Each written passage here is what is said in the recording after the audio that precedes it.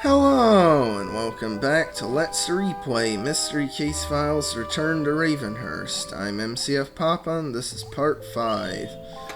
And we got a metal lever in the last part, so now, lucky us, we can go down Bob's elevator.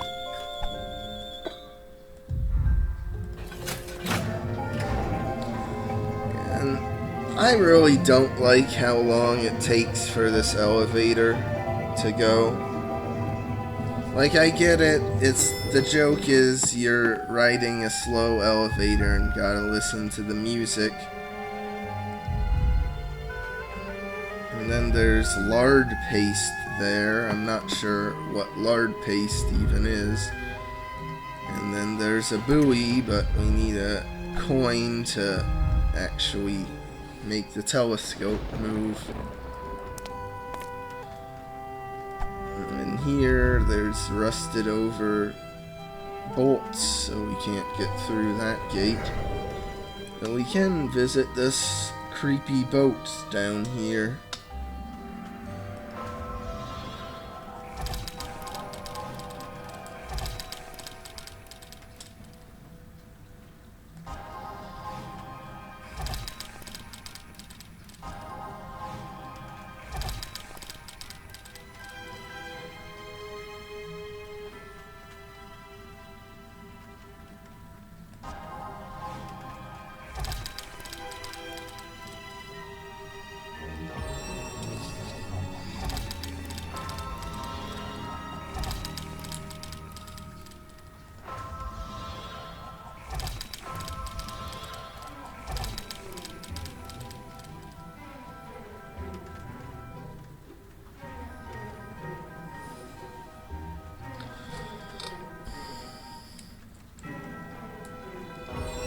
I really, though, do like the whole, creepy, foggy, bluish aesthetic this game goes for.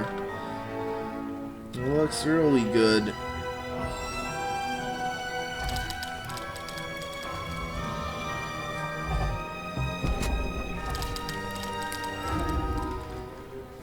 And there's, some sort of giant beast in the water. That was never expanded upon in any of the sequels. I assume this was just added in as a little haha moment. Ooh, so spooky or something. And then there's just straight up barrels of TNT. I don't know if they have the dynamite sticks in it, the barrel, or if it's just a barrel full of gunpowder or what, but it's very spooky. I guess that explains how Ravenhearst, burns down at the end of the game because of all the flammable stuff nearby. But my main gripe with the elevator is there isn't an up and down button. If there was just an up and down button, it would be fine, but no.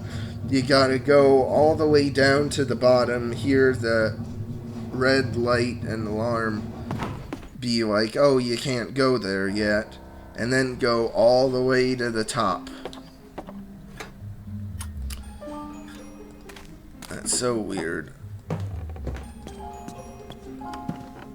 But anyway, we can, with our handy key, can open the cabinet and get rid of the rust remover.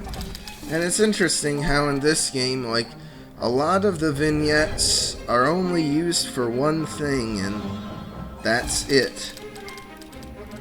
Whereas in the other games like Dire Grove and 13th Skull and that, the vignettes got used multiple times.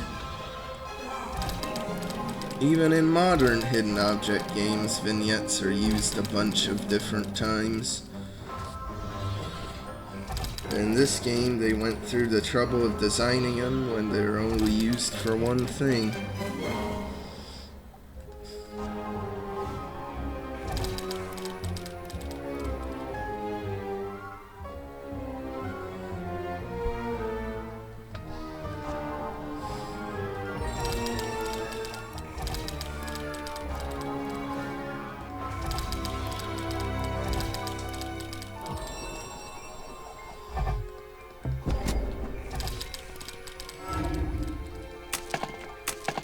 Okay.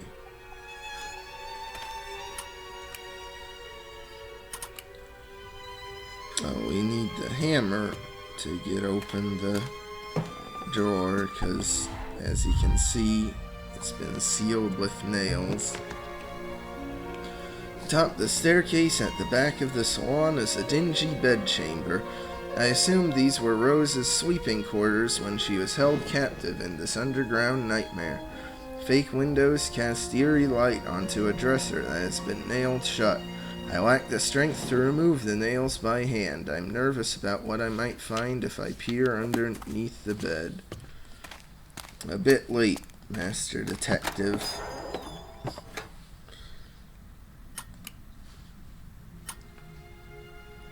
Like, really? But now that we have the rust remover, we can go back down in the elevator to the gate. Oh. Deja vu. It's almost like I did a hidden object scene here not that long ago.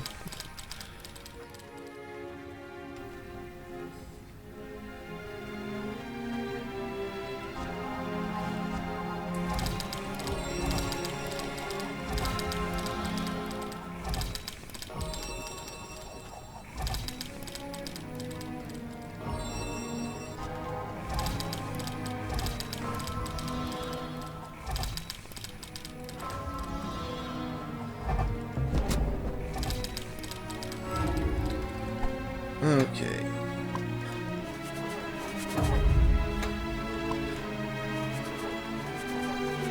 Now we remove the rust on all the bolts and then just unscrew them all.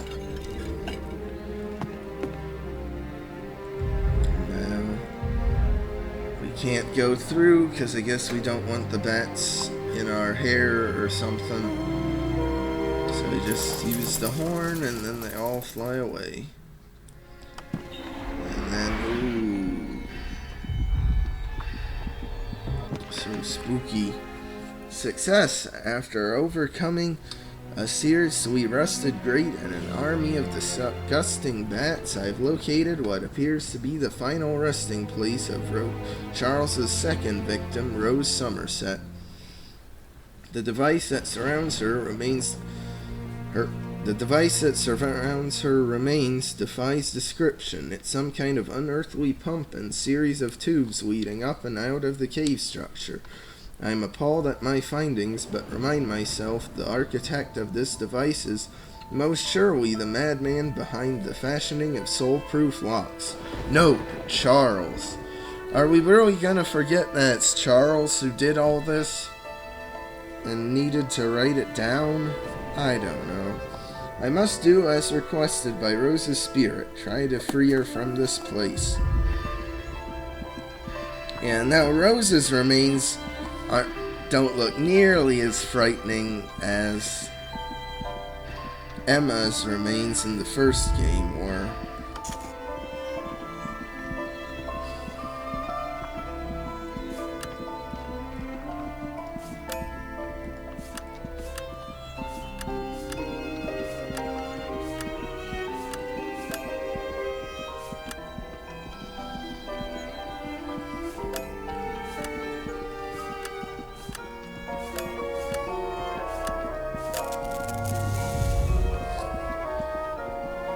They even like animated the sides of this puzzle with a bunch of stuff.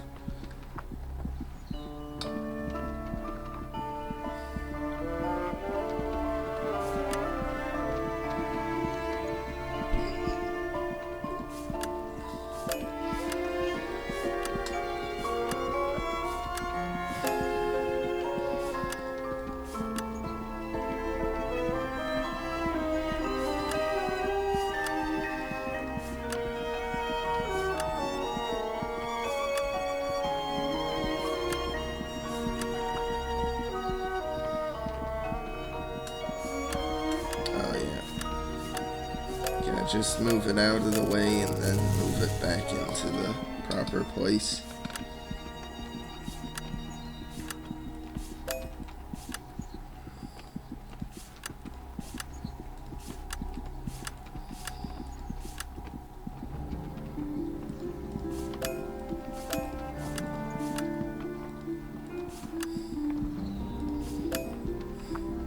Oh,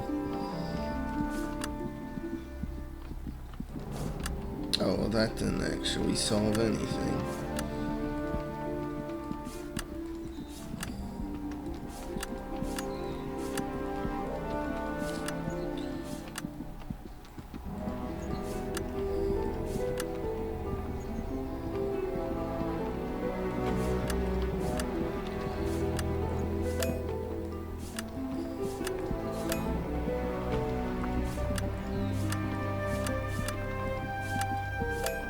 There we go.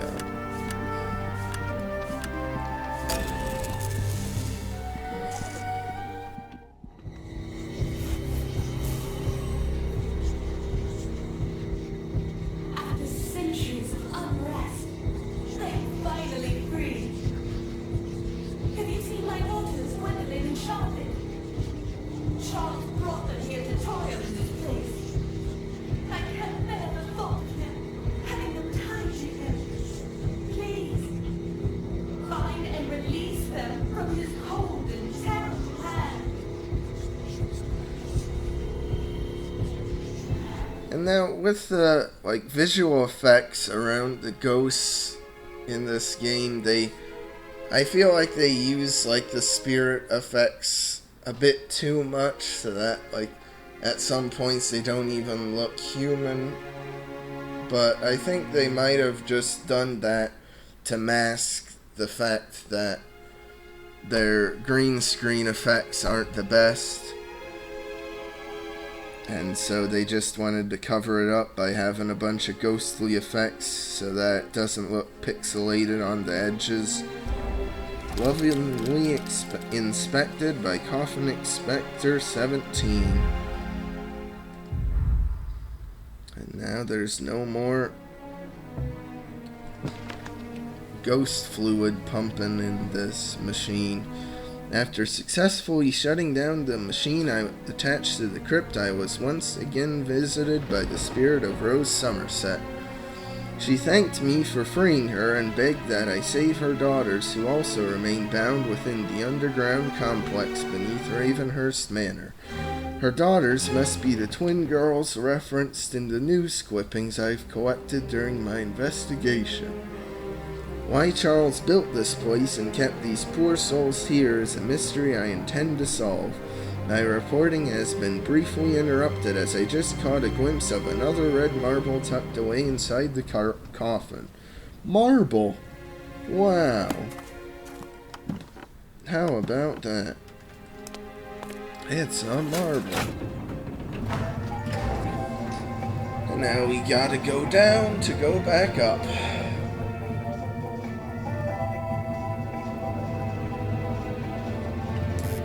Nope, not there. Gotta go all the way back up instead.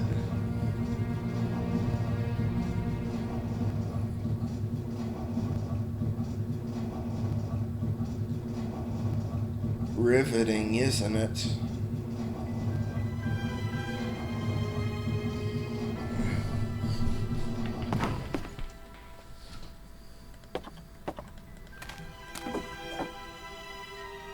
I'm pretty sure there's a scene there with needing another typewriter key, but I guess that's later. So now we can slot in all the red marbles. And now I had such trouble with this puzzle figuring it out as a kid, but all you need to do is just alternate right, left, or left, right should work too, and then it opens up right away. Pretty simple.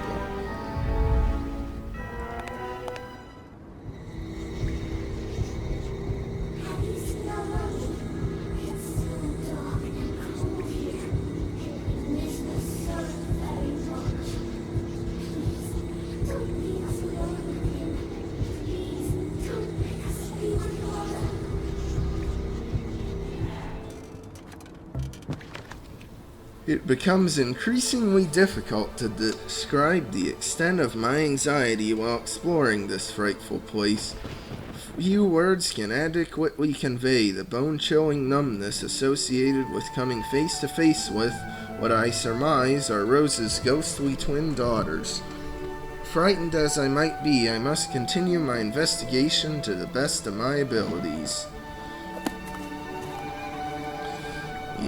You must. I don't know whose shoes those are, because they seem way too big to be Gwendolyn and Charlotte's. Maybe Charles's? I don't know.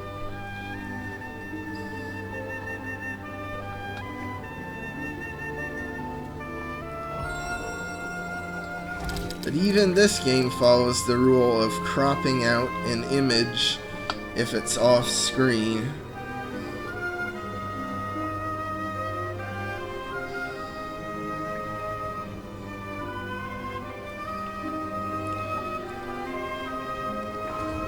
I mean, compared to the other later point-and-click games, this one definitely you can still feel the influences of the classic Mystery Case Files games.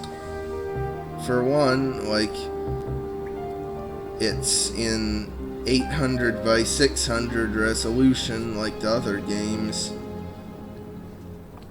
instead of a more widescreen display.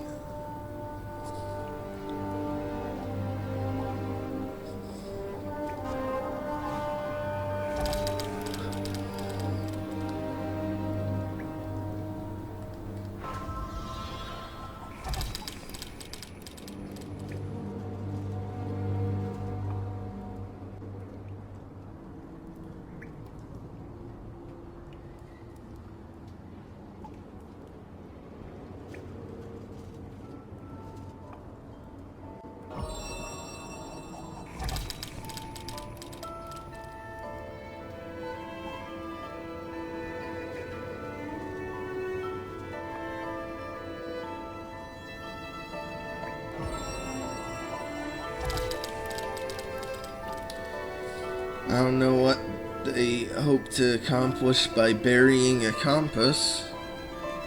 I guess maybe saving it for later if they do manage to get out. The twins could then navigate somewhere.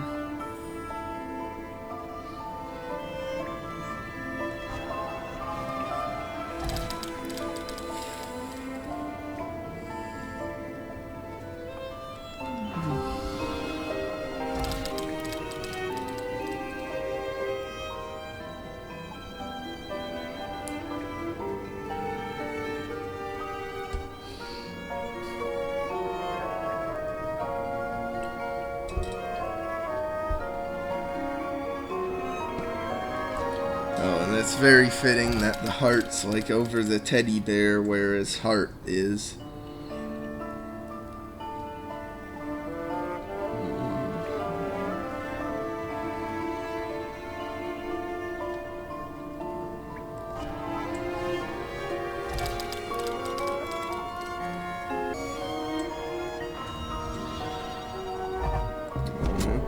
Charles wanted to torture the kids, yet he still, like, built them a playground area.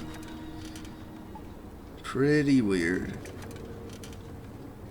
But I think that'll do it for this part, so like and subscribe if you want. I'll see you next time when we investigate Toys for Brats, and probably the school too. See you then.